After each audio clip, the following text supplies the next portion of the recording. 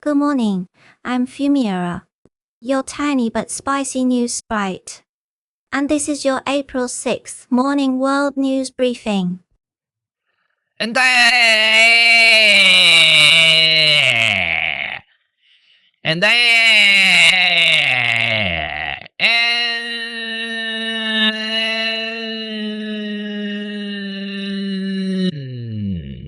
Today's three big themes are Trump escalating pressure on Iran over the Strait of Hormuz after a dramatic American airman rescue, Europe scrambling for emergency energy relief as that same war drives prices higher, and China's OpenClaw frenzy showing how fast AI agents are becoming everyday tools.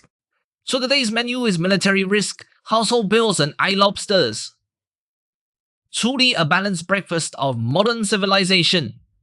First headline, AP and the BBC report that President Trump is threatening to hit Iran's power plants and bridges if Tehran does not reopen the Strait of Hormuz by Tuesday, after U.S. forces rescued a wounded crew member from a fighter jet shot down over Iran. That rescue sounds like a movie, but the biggest story is the choke point. Hormuz carries a huge share of the world's oil and gas traffic, so every threat there sends a little electric shock through the global economy.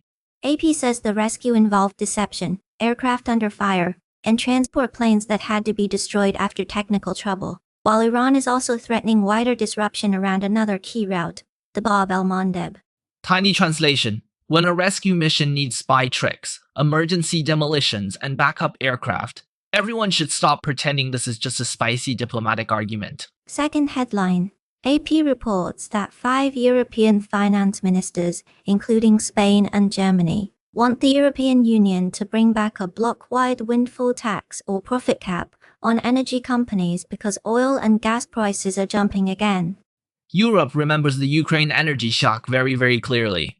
So when Middle East war starts squeezing supply routes, governments immediately reach for the emergency folder marked inflation panic. Take 2.